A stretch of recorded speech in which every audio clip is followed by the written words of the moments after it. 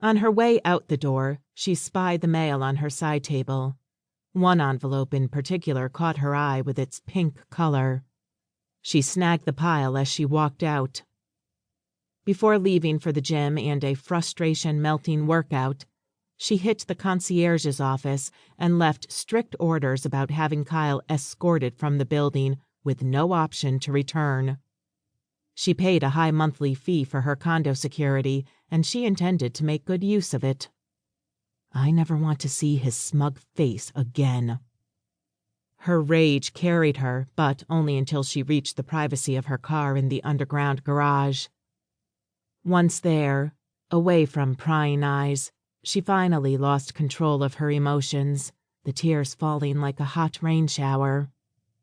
Alone, she shook and hugged herself.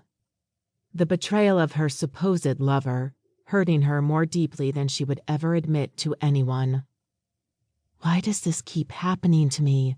Don't I deserve to find love? She leaned over to grab a tissue from her glove box when she noticed, once again, the pink envelope peeking from the rest of her mail on the passenger seat. She knew who it was from: Cupids Dating Service, abbreviated CDS.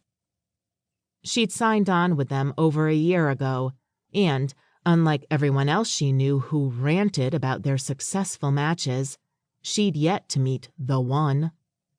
Just look at their latest attempt, Kyle.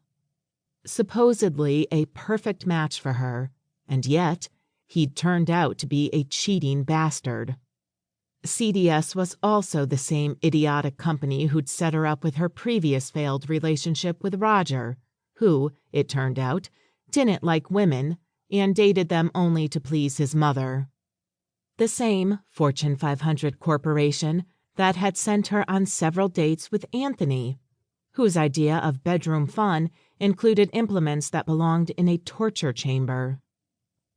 Like a glutton for punishment, though, she kept going back to the dating service at the urging of her mother and friends, who swore the service was flawless in its choices. I beg to differ. Whoever is in charge should be strung up by his balls because staring me wrong once I can handle. 2, I might excuse them by thinking they're still tweaking my perfect match. But the third one should have been Prince Charming himself. Instead, I got his alter ego, Prince Cheating.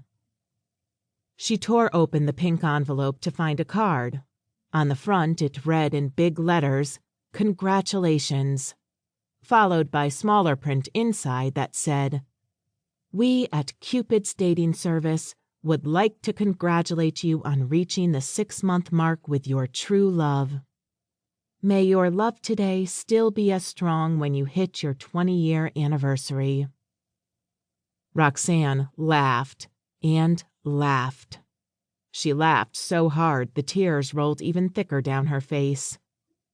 It took a while for her hysterical mirth to die down, but when it did, with hiccuping sobs, a plan formed in her mind. One to make sure that corporate Cupid with its money-grabbing scheme stopped screwing lonely women like herself. 100% guarantee love match my ass. I'm going to show the world what a fraud these guys really are. Screw Cupid.